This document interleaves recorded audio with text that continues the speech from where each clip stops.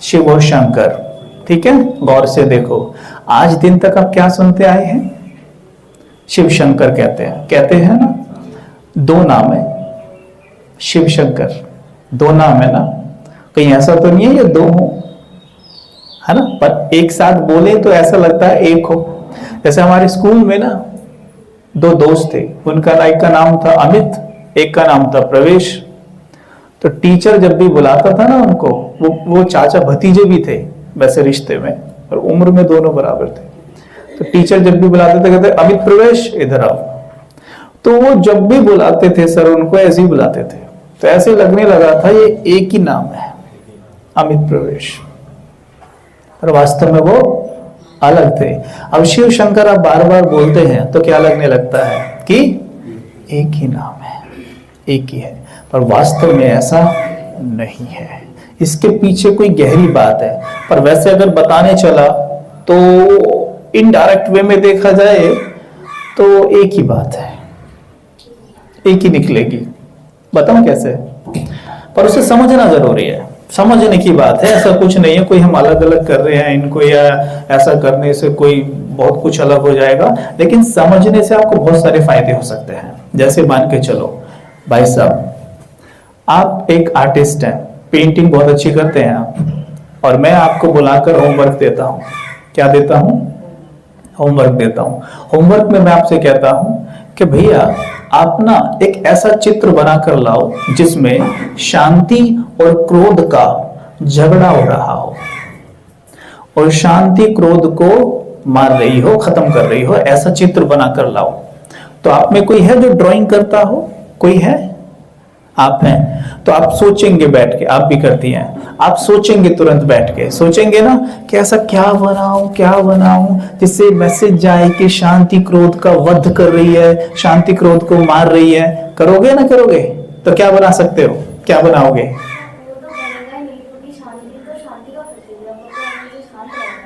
हाँ तो लेकिन, अरे वाह दिमाग लगा दिया।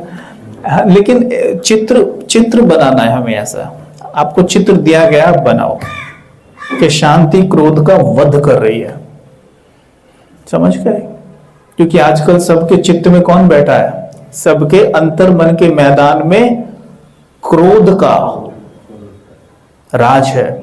वहां शांति का राज स्थापित करना है, इसलिए शांति को पहले क्रोध का वध करना पड़ेगा। अब बनाओ चित्र। अब तो मैंने हिंट भी दे दिया। एक मैदान बनाओगे, क्रोध को क्रोधासुर बना दोगे, शांति को शीतला देवी बना दोगे, देवी के हाथ में एक त्रिशूल दे दोगे, असुर नीचे पड़ा होगा, देवी ने पांव उठाकर यूं त्रिशूल उठाया होगा, और साफ दिख रहा होगा कि क्रोध ऐसे कर रहा है गया मैं तो मर गया है ना। वो चित्र बन गया ना। फिर इसी चित्र को आप उठाकर लाएंगे और अपनी दीवार पर हैंग करेंगे, मंदिर में रखेंगे, उसकी पूजा शुरू कर देते हैं कि शीतला देवी ने क्रोधासुर का वध किया। पर वास्तव में इसका अर्थ क्या हुआ कि शांति ने क्रोध का वध किया। यहां होता है वो। ठीक वैसे ही परमात्मा शिव, कल बताया था, निराकार है, यानी कि वो एक प्रकाश है, एक ज्योति है। जब वो आते हैं धरा पर, कभी तो आते ही हैं, तो जब वो आते हैं तो हमें ज्ञान देते हैं। तो जो भी कुछ वो हमें सिखाते हैं, जो भी कुछ वो हमें बताते हैं, यानी कल एक चित्र आया था इसमें क्या लिखा था? परमात्मा के गुण, कर्तव्य सब है इसके अंदर, है ना। इसी को अभी देखो हम आपको बताएंगे, आपको बड़ा मजा आएगा। अब आपको ड्राइंग करनी आती है ना, तो ये सारे पढ़ो और चित्र बना के लाओ। चित्र से पता चलना चाहिए कि ये सब परमात्मा ने किया है। परमात्मा के सारे गुण, ये सारी शक्तियां उस चित्र से दिखाई देनी चाहिए। आप समझेंगे, गुण कर्तव्य है उनके सारे। परमात्मा को कहते हैं, ये है परमात्मा शिव, परमात्मा को कहते हैं ज्ञान का सागर। परमात्मा आते हैं, हम आत्माओं को ज्ञान देते हैं। ज्ञान का सागर हम आत्माओं को ज्ञान की गंगा बना देता है। क्लियर? अब इसको चित्र में कैसे दिखाएंगे? एक व्यक्ति की शेप बनाएंगे। बुद्धि में ज्ञान होता है ना, तो बुद्धि के पास से ही गंगा बहती हुई दिखाई गई है, दिखाई गई है। बुद्धि के पास से ही गंगा बहती हुई दिखाई गई है और कह दिया कि इसमें जो स्नान करेगा वो पाप से मुक्त हो जाएगा। हमारा विवेक भी कहता है कि पानी में नहाने से तो पाप मुक्त नहीं हो सकते। अगर ऐसा होता तो आज इस धरती पे कोई पापी ना बचता, जाके गंगा जी में डुबकी मारता, पाप मुक्त हो जाता। क्योंकि हम सोचते हैं पाप शरीर ने किया, वास्तव में पाप तो आत्मा ने किया है। और गंगा जी किसको धोती हैं? शरीर को, आत्मा को नहीं, मन को नहीं धो सकती। राइट है भाई। हाथ ने चाकू मारा है ना, हाथ से चाकू मारा, पर हाथ ने थोड़ी ना चाकू मारा है। अगर मैं आत्मा शरीर में नहीं हूं, ले हाथ मार के दिखा दे चाकू किसी को, तो किसने मारा चाकू? ठीक है, तो स्नान की जरूरत किसको थी?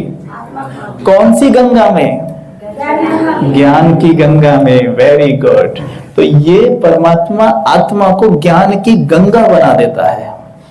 ठीक, क्योंकि नदियां सारी सागर से निकलती हैं, सागर में समा जाती है ना, ऐसी हम सब परमात्मा के बच्चे हैं। परमात्मा से ज्ञान हमें आता है, सागर हमें गंगा बना देता है। ये बात क्लियर होगी सबको? चित्र बना पाओगे अभी? हाँ, आज बना के लाना कल। ठीक। दूसरा क्या दिखा रखा है? परमात्मा शांति के सागर है। बता रहा हूं, गुण ध्यान देना, परमात्मा की ये गुण है। पहला आ गया ज्ञान का सागर, दूसरा वो शांति के सागर हैं। आते हैं, हम आत्माओं को ज्ञान देकर शांत कर देते हैं, बताते हैं तुम शांत स्वरूप हो। इसलिए चित्र में चित्रकार ने दिखा दिया, सर के ऊपर चंद्रमा शीतलता का प्रतीक होता है। बन गया? हाँ, आगे बढ़ो आगे बढ़ो। आगे में क्या दिखा रखा है? तीसरा नेत्र। बड़ा जिक्र है इसका, बहुत बातें होती हैं इसके बारे में। ज्ञान का तीसरा नेत्र, ज्ञान का तीसरा नेत्र। अब परमात्मा को कहते हैं ज्ञान सूर्य, ज्ञान सागर। ठीक है, उसी के सामने गाते भी हो, हे प्रभु मुझ नैनहीन को राह दिखाओ, कहते हो ना। अब नैन तो ये हैं, फिर हीन क्यों कहते हो खुद को? इसलिए कहते हैं क्योंकि ज्ञान का नेत्र बंद है। तो प्रभु यानी ईश्वर हमें ज्ञान देकर हमारा ज्ञान का नेत्र खोल देते हैं। दिखा दिया तीसरा नेत्र। अब कहते हैं शंकर जी का जब तीसरा नेत्र खुलता है तो विनाश हो जाता है। इस पर गौर करना, कैसे होता होगा, सोचने की बात है। ये सारी साइंटिफिक बातें जरा ध्यान से सुनना। कैसे होता होगा? ऐसे होता है, जब परमात्मा मुझे ज्ञान देते हैं, मेरा जब ज्ञान का तीसरा नेत्र खुलता है तो मेरे अंदर से, बोलो, काम, क्रोध, मोह, लोभ, अहंकार का विनाश हो जाता है। क्लियर हो गई बात? उसका विनाश हो जाता है। समझ में आई ये बात आपको? बस अब आगे आते हैं। तो जैसे तीसरा नेत्र खुलता है तो क्या होता है? काम, क्रोध, मोह, लोभ, अहंकार का विनाश हो गया। काम, क्रोध, मोह, लोभ से ही कलयुग बना है। जब यहां विनाश होगा ना तो कलयुग का अपने आप ही अंत हो जाएगा। समझ में आया? इसलिए शिव के साथ शंकर शब्द जुड़ता है तो शिव के साथ रात्रि शब्द भी जुड़ता है। जुड़ता है तो माना जब ये क्रिया होगी, आप जब इनके जैसा बनने का प्रयत्न करेंगे, इनके द्वारा दिए ज्ञान के माध्यम से ये फॉर्म बनने का आप प्रयास करेंगे, बनने का प्रयत्न करेंगे, तो जीवन से रात्रि गायब होने लग जाएगी। इसलिए शिव के साथ रात्रि भी आता है। क्लियर हो रही है बात आपको? आ रही? स्पष्ट है? हाँ बोलो। अच्छा, कोई बात नहीं, अभी तो रात्रि पे वैसे मैं आऊंगा। मैं सिर्फ इतना कह रहा हूं, जो शिव हमें बता रहे हैं वो जब हम बनने का प्रयास करते हैं तो हमारे जीवन से काम, क्रोध, मोह, लोभ, अहंकार की रात्रि गायब होने लगती है। तो शिव के द्वारा दिए गए ज्ञान से ही तो हमारे जीवन की रात्रि गायब होने लगती है। और जब जीवन से रात्रि गायब होती है तो कलयुग गायब हो जाता है। कलयुग को रात्रि कहा जाता है। रात्रि गई, सवेरा आ जाएगा, सतयुग। इसलिए परमात्मा को कहते हैं पतित पावन, पतितों को पावन बनाने वाला, यानी अंधकार से सवेरे में ले जाने वाला, यानी कलयुग को सतयुग बनाने वाला। क्लियर हो गई बात? अभी समझ में आई? गुड। फिर एक और चीज देखो, काम क्रोध मोह लोभ अहंकार का विनाश हुआ। अब नीचे आ जाओ, थोड़ा गले के पास आओ, शंकर जी के गले के पास। शंकर जी के गले के पास आ जाओ। गले में क्या दिखाया गया है? सर्प दिखाया गया है। सर्प जहरीला होता है, नाग है, जहरीला होता है, ठीक है। उसकी तुलना काम क्रोध मोह लोभ अहंकार से की जाती है। काम क्रोध मोह लोभ अहंकार जो मन में है, ये भी सांप की तरह ही हैं, जो हमें हर क्षण अंदर ही अंदर डसते रहते हैं। इसलिए हमारे चेहरे पर 12 बजे रहते हैं। सब कुछ होते हुए भी बाहर सब ठीक ठाक है, इतना बुरा नहीं है जितना यहाँ बुरा दिखता है ना? जितना यहाँ दिखता है इतना बाहर नहीं है। कहते हैं ना, कहावत भी है, लाखों से नीचे हो ना तो करोड़ों से ऊपर भी हो। इस दुनिया में बहुत सारे ऐसे लोग हैं जो आपसे जीवन बदल के अपना भाग्य समझेंगे। जीवन अगर बदल लो आप उनसे कि जो मेरे पास है वो तू मुझे दे दे, और जो तेरे पास है मैं ले लेता हूं, खुशी खुशी राजी हो जाएंगे और करोड़ों हो जाएंगे ना, करोड़ हो जाएंगे। तो जो सर्प है इसकी तुलना की जाती है 5 विकारों से। ये अंदर ही अंदर हमें डसता रहता है। तो अभी बताया कि जब परमात्मा हमें ज्ञान देते हैं, तीसरा नेत्र खुलता है तो विकारों का विनाश हो जाता है। तो विकार क्या हो गए फिर? ये सर्प को जीत लिया ना आपने, और जीत के क्या किया? जब जीतते हैं तो क्या होता है? गले में माला डाली जाती है ना, तो सांप को गले की माला बना दिया। माला ही है ना, कितना अच्छा लगता है गले में। घर में दिख जाए तो क्या होता है? यहाँ कितना प्यारा लग रहा है, गले की माला बना दिया। अब चित्रकार की चित्रकारी देखो कितनी जबरदस्त है। हमें बात कभी किसी ने समझाई नहीं, कोई बचपन में समझा देता ना तो आज शायद ये हाल ना होता जो आज हम लोगों का हुआ है। हमें किसी ने कुछ सिखाया ही नहीं है बचपन से, बस इतना सिखाया, जाओ सीधे जाकर लेट जाओ और गाओ, मैं तो बहुत मरा पड़ा हूं, मैं तो गिरा पड़ा हूं, मुझ में कुछ नहीं है, जो कुछ आप ही के पास है, ना मेरे बस में कुछ है, जो कर दो आप ही कर दो।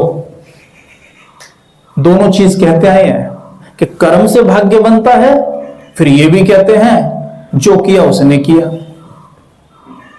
आपके जीवन में थोड़ा कुछ गलत हो जाए, अच्छा हो जाए तो मैं नहीं किया है वैसा, अगर कुछ गड़बड़ हो जाए तो उसने किया, कुछ बड़ा गड़बड़ हो जाए, जैसे मानो किसी का बच्चा शरीर छोड़ दे, या किसी की वाइफ या हस्बैंड या कोई शरीर छोड़ दे, या बिजनेस में लंबा चौड़ा नुकसान हो जाए तो उसने किया, और छोटा मोटा हो तो इसने किया, इसने किया, इसने किया। नीचे मनुष्य, ऊपर वो, मैंने कुछ नहीं किया।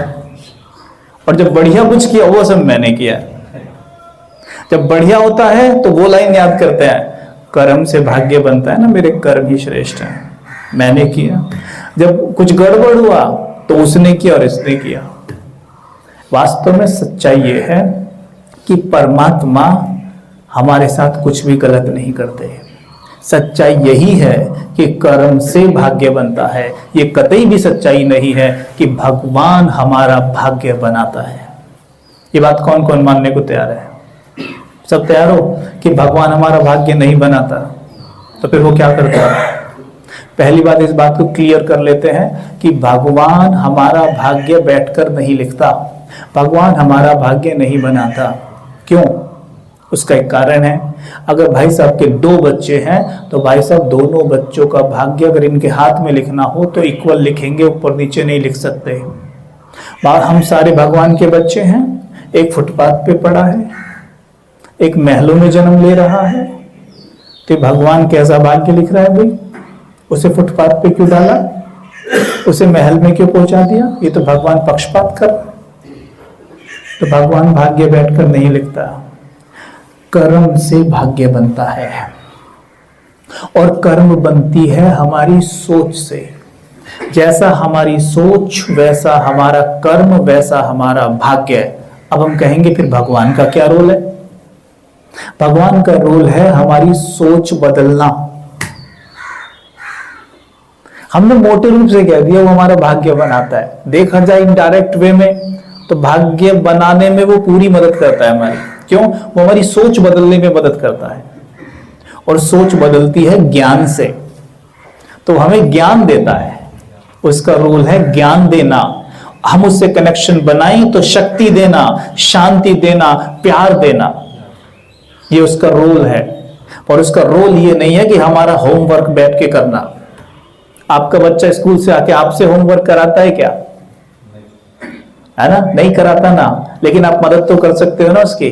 बस ऐसे ही वो हमारी मदद कर सकता है ज्ञान देकर। बेटा ऐसे नहीं, ऐसे। आप मत मानो उसकी तो उसे फिर गाली क्यों देते हो? मानते नहीं हो उसकी, फिर उसको गाली देते हो कि तेरे कारण वज हुआ। वो कहेगा तूने मानी मेरी, मैं कब से तुझे समझा रहा हूं, और तेरे लिए ही तो मैं रात दिन घंटियां बजा रहा हूं। वो होता है मुझे मानना, पर वो मेरी मानना नहीं होता। वो मुझे मानना होता है, पर मेरी मानना नहीं होता। मेरी तो अब मानोगे अगर ध्यान से समझोगे, तो वो भी ध्यान से समझोगे कि भगवान क्या कह रहा है, तभी मान पाओगे। क्लियर हो रही है बातें? साफ साफ आ रही है मन में, स्पष्ट एकदम। अच्छे से खोल के बैठना। रात को भले ना सोई हो, जाके सो जाना।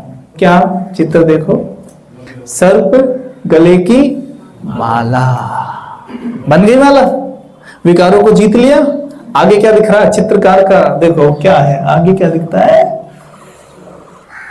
बदन पे कोई कपड़ा नहीं है। हम उन्हें भगवान मानते हैं, वो तो दुनिया को देने वाला है, तो उसके पास भला कपड़े क्यों नहीं है? सोचने की बात है, कपड़े क्यों नहीं है भाई? ये कपड़े इसलिए नहीं है, परमात्मा ने हमें आके बताया कि तुम आत्मा हो, ये शरीर नहीं हो। अर्थात तुम ये कपड़ा नहीं हो, तुम इस कपड़े के अंदर एक निराकार फॉर्म में आत्मा हो। और फिर उसने हमें कहा कि तुम खुद को कपड़ा मत समझो, ऐसी तपस्या करो कि तुम ये कपड़ा नहीं हो, यानी तुम ये शरीर नहीं हो, तुम आत्मा हो। ये तपस्या शुरू करो। इसलिए तपस्वी फॉर्म में बैठे हुए, बदन पे कपड़ा नहीं है। समझ में आ गई बात? आगे चलो, क्या दिखा रखा है? नीचे शेर की खाल के ऊपर बैठे हुए हैं। अब सोचने की बात है, विचार करो। वो भगवान हैं, सब उनके बच्चे हैं। शेर भी उनका बच्चा ही हुआ ना, या नहीं होगा? कौन अपने बच्चे पे ऐसे बैठेगा मार के उसे? कुछ नहीं सोचते हम, क्यों बैठेगा अपने बच्चे पर वो ऐसे? अब बैठ जाएंगे अपने बच्चे पे? वो बच्चे पे बैठा है, उसी का बच्चा है ना, उसकी क्रिएशन है। तो इसका मतलब क्या है? इसका मतलब है परमात्मा हमें पवित्रता का ज्ञान देते हैं। वो पवित्रता का सागर है, वो हमें पवित्र बनाता है, और हम उस ज्ञान के आधार से अपने अंदर के वेग, आक्रोश, अहंकार, क्रोध को जीत कर आराम करने का आसन बना लेते हैं। इसलिए इसके लिए चित्रकार के मन में क्या होगा? ऐसा तो शेर होता है, तो शेर को मार के उनका आसन बना के दिखा दिया। समझ में आई ये बात आपको? इसलिए शेर नीचे दिखा रखा है।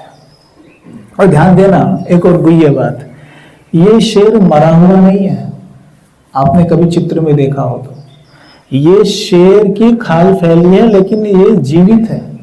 अब चित्र में देखना, ये मरा हुआ नहीं है। इसका मतलब क्या है कि परमात्मा हमें सिखाते हैं कि तुम्हें अभिमान को मारना नहीं है, देह अभिमान को देही अभिमान में बदल देना है, अभिमान को स्वयमान में बदल देना है। समझे? यह है परिवर्तन की बात थी। बस क्लियर हुई बात? तो ये यहां तक। आगे आपने देखा है शंकर जी के बाजू में त्रिशूल खड़ा है। त्रिशूल का मतलब होता है परमात्मा हमें 3 बिंदुओं का ज्ञान देते हैं। ध्यान से ना, एक बिंदी मैं आत्मा, दूसरी बिंदु स्वयं परमात्मा, और तीसरा बिंदु ड्रामा, जिसे मैं आगे कोर्स में आपको बताऊंगा कि समय के राज को अगर हम समझ लें तो कैसे हर बात में बिंदी मारते चले जाएंगे। बिंदी मतलब स्टॉप, फंसेंगे नहीं उसमें जाके। 3 बिंदुओं का ज्ञान, और 3 बिंदु, और क्या 3 बिंदु? त्रिशूल का मतलब होता है आपको 3 काल का ज्ञान, जो अभी कोर्स होते होते आपको पूरा मिल जाएगा। 3 लोक का ज्ञान मिला। 3 लोक का कल, परलोक, सूक्ष्म लोक और साकार लोक, यानी ये पृथ्वी लोक है। ये है त्रिशूल का ज्ञान। समझ पाया? अच्छा, आगे क्या दिखा रखा है? कुछ बचा या हो गया? सब हो गया ना? हो गया ना? डमरू, ज्ञान का डमरू, कि जब परमात्मा मुझात्मा को ज्ञान स्वरूप बना देते हैं तो मैं ज्ञान का डमरू बजाता हूं, मतलब ज्ञान सुनाता हूं। जैसे अभी हम ज्ञान आपको दे रहे हैं तो ज्ञान का डमरू बज रहा है, तो कहते हैं ज्ञान का वो डमरू बजा के नाचते थे। यानी ज्ञान देने वाली आत्मा मनी मन में अंदर अंदर क्या रहती है? हमेशा खुश। इसको कहते हैं ज्ञान डांस करना, ज्ञान नृत्य। फिर आप देखेंगे कि शंकर जी को कैलाश पर्वत पे बैठा दिखाया गया है। कहां? अब और सुनिए रास की बात, आपको हंसी भी आएगी सुन के। कैलाश 2 शब्दों से मिलके बना है। कै माना क्या, कब, कौन, कैसे को शॉर्ट में कह दिया कै, समझे? और ये सब क्या, ये सब किस में आते हैं? क्या, कब, कौन, कैसे? प्रश्न में। जिसके मन में ढेर सारे प्रश्न होते हैं उसका चित्त शांत नहीं हो सकता। तो यहां पे क्या दिखाया गया? बड़े शांति से बैठे हुए हैं। तो मतलब क्या है? कै, यानी क्या, कब, कौन, कैसे, कै की लाश बना दी, क्वेश्चंस की लाश बना दी। कै लाश, क्लियर हुई बात? और क्वेश्चंस इतने थे, जब उनकी लाश बनाई तो पहाड़ बन गया। पहाड़ बना, फिर उनको नीचे रखा, अपने बैठे आराम से क्वेश्चंस को नीचे। अब कोई प्रश्न नहीं, चित्त शांत। तो कोर्स करते करते आपका मन एकदम शांत हो जाएगा। जब शांत होगा तो प्रभु में कैसे नहीं लगेगा? कहते हो ना, लगता नहीं है भाई जी, भगवान की याद नहीं, कहां से ठहरेगी? मन में तो ढेरों प्रश्न उठते रहते हैं, कैसे ठहरेगी? पहले प्रश्नों के पार जाया जाएगा, वो ज्ञान आपको पार करेगा। फिर देखिएगा अपने आप ही आराम से बैठता हूं, योग लगता है। समझ में आया? क्लैरिटी हो रही है सबको? तो शिव शंकर का भेद समझ में आ रहा है बेटा? पेंटर बेटा, हाँ। तो क्या करना है कि शिव ने ये बताया ना, शिव के गुण और शिव के कर्तव्य समझ में आए इस मूर्ति के माध्यम से, है ना? तो देखा जाए तो शंकर जी कोई और नहीं, जो शिव में गुण है, शिव के कर्तव्य हैं, उनको हमने इस फॉर्म में दिखाया है। तो देखा जाए, अगर हम कहते हैं शिव शंकर तो कोई बात नहीं, कह भी सकते हैं, इसमें कोई बहुत बड़ा गुनाह नहीं है। पर वास्तव में अलग इसलिए है कि ये आत्मा की बात हो रही है और ये परमात्मा की बात हो रही है। इसलिए कहा गया है कि ब्रह्मा देवताय नमः, विष्णु देवताय नमः, शंकर देवताय नमः। यानी शंकर देवता हैं और शिव के लिए कहते हैं परमात्माय नमः, यानी शिव परमात्मा है और शंकर देवता हैं। तो देवता तो आत्मा, जो हम साकार में आते हैं वही हो सकते हैं, है ना? बताया था ना उस दिन, पापात्मा, पुण्यात्मा, धर्मात्मा, महान आत्मा, धर्मात्मा, देवात्मा, परमात्मा। तो देवात्मा से लेकर नीचे तक सब शरीरधारी हैं, परमात्मा शरीरधारी नहीं है। तो शरीर वाले को हम देवता ही कह सकते हैं, परमात्मा नहीं कह सकते। तो यहां शरीर का फॉर्म दिखाया है ना, इसलिए उनको देवता ही कहते हैं, किंतु महादेव कहते हैं, यानी देवों में बड़े। ठीक है, क्योंकि ये बने बिना आप कोई भी कुछ भी नहीं बन सकते। ये बने बिना आप अपनी आंतरिक शक्तियों को नहीं जगा सकते। सच बताऊं, वास्तव में हम सभी देवात्माएं हैं। कौन कौन मानते हैं हम सभी देवात्माएं हैं? जरा हाथ उठाना। हाँ, कोई बात नहीं, मैं समझ सकता हूं, अभी आपका कोर्स चल रहा है। देवात्मा स्वीकार करना तो बहुत बड़ी बात है भाई। पर मैं आपको एक बात बताऊं, एक शब्द बोल रहा हूं, इसके बाद आप स्वीकार कर लोगे। जब आत्मा की बैटरी पूरी चार्ज होती है तब आत्मा कहलाती है देव आत्मा, यानी देने वाली आत्मा। समझ गए? देने वाले को कहते हैं देव आत्मा। जब आत्मा की बैटरी लुपछुप कर रही होती है तो वो हो जाती है लेव आत्मा, लेने वाली आत्मा। समझ गए? लेवता, देवता, ठीक है। तो देवता माना देने वाले, लेवता माना लेने वाले। तो आज हम कलयुग में हैं लेवता। तो हमसे कोई कह रहे हैं हम कौन कौन मानता है देव आत्मा है, अजी कहाँ, हम तो बस ऐसी धूल में तो पड़े हैं, बस हमें क्या। लेकिन परमात्मा कहते हैं तुम मेरे बच्चे हो। परमात्मा के बच्चे तो देव आत्मा होंगे ही, देने वाले होंगे ही। अब बताओ कौन कौन मानते हैं हम देव आत्मा है? उठाओ उठाओ, शर्मा क्यों रहे हो? मैं कोई आपके मजाक थोड़ी ना उड़ा रहा हूं बैठ के सामने है। आप हो, स्वीकार करो। देखो कितनी गहराई से हमारी माइंड की प्रोग्रामिंग हुई है कि हमें ये कहने में कि मैं देव आत्मा हूं, कितनी इसको प्रोग्रामिंग कहते हैं पता है आपको? जिस दिन ये हाथ झट से गर्व से उठने लग गया ना, हम देवकुल की आत्माएं हैं। देवताएं हमारे पूर्वज थे या नहीं थे? क्यों फिर श्री कृष्ण जी को पूछते हो? क्यों भी श्री राम जी को इतना मानते हो? वो हमारे पूर्वज हैं। हमारे पूर्वज देव आत्मा थे ना, तो फिर तो हम क्यों नहीं है? पूर्वज मतलब हम जन्म, अब जैसे आपके दादाजी थे, जो अभी आपके दादाजी थे, आपके परदादा थे, कहाँ हैं वो? जन्म लेके आप ही के बीच में तो है। आपका कोई बेटा बन के आ जाता है, कोई बेटी बन के आ जाता है, आप ही के बीच में तो होता है। तो ऐसे ही हम, अगर हमारे पूर्वज देव आत्मा थे तो वो जन्म लेके वो भी तो ऐसे ही आएंगे ना, साइकिल तो चलेगी ना। जन्म मरण रहित तो एक परमात्मा ही है, बाकी तो सबने जन्म मरण में नीचे आना ही है।